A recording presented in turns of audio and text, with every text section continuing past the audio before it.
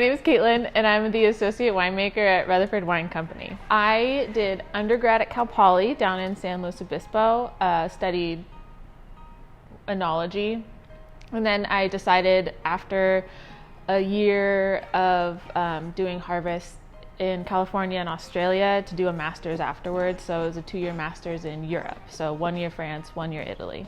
Rutherford Ranch has a wide range of wines that they make, and so I was really drawn to what I could learn here, making high-end wines like Torsia, but also making wines that are California tiered as well. Long term in the wine industry, I think it would be great to be a head winemaker and be able to produce a wine that is something that follows my style. Right now, that goal would be somewhere maybe with more Burgundy varietals, like Pinot, Chardonnay, but I really enjoy making Napa stuff as well. I think what makes a good wine is having good friends, because there's no way you should be drinking a bottle of wine by yourself. You should be sharing it with other people. The hardest part about winemaking is, oh God, what is the hardest part about winemaking? It's really easy. No, just kidding. I think the most challenging part about winemaking right now, for me personally, is understanding what's going on in the vineyard completely. There's a lot of things that go on, and what makes a great wine is good fruit. And so that's the most challenging part for me at this point in my career, but I plan to learn a lot more about that as I grow. I've noticed as a woman in the wine industry that there are a lot more men than women, but I've never really come across anything that was challenging for being a woman. So I've worked with the majority of the wineries I've worked at. I've actually worked with women winemakers, and that wasn't something I was striving for. It just kind of happened to be. So I've had a lot of great role models that were in the industry, were successful in the industry, and so I wasn't really made aware of anything that could be a hurdle for me as a woman.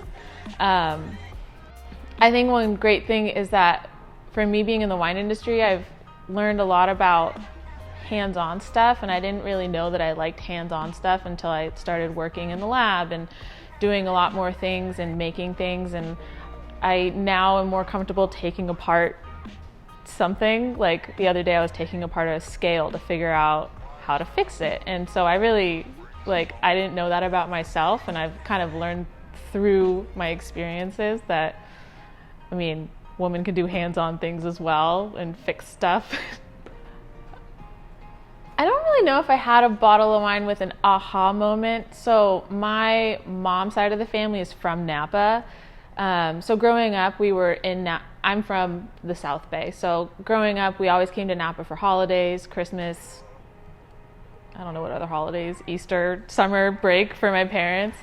And so I was always kind of surrounded by wine, which is why I was drawn to the industry, because it just was a part of my life. But there was a vacation that I was on with my family. We were in Italy, and in Italy, the drinking age is different than here.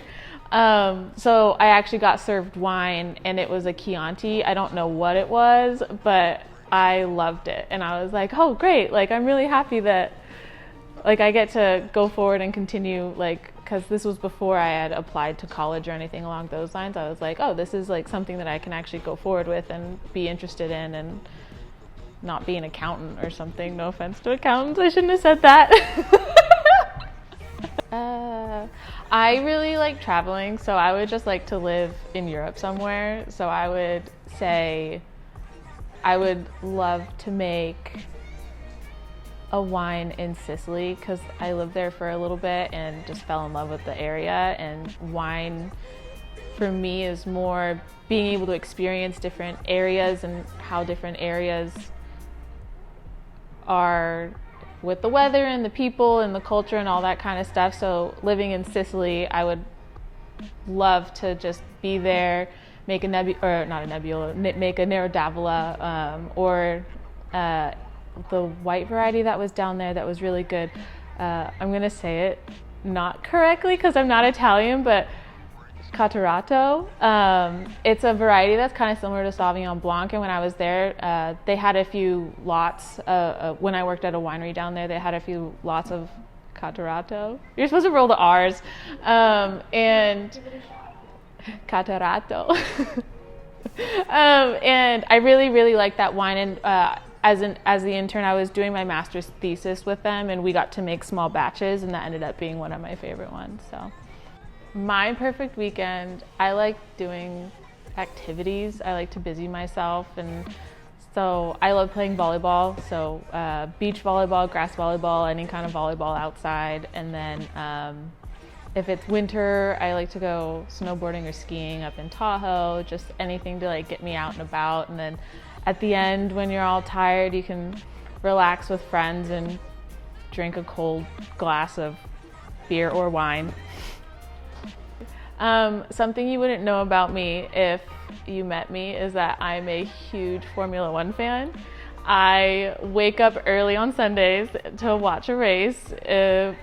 5 a.m. is kind of the earliest, but I am obsessed. Because I don't know, I just love it so much because like they travel the world and wine is worldly as well, and I think there's a lot of parallels there. And everybody has accents and it's great.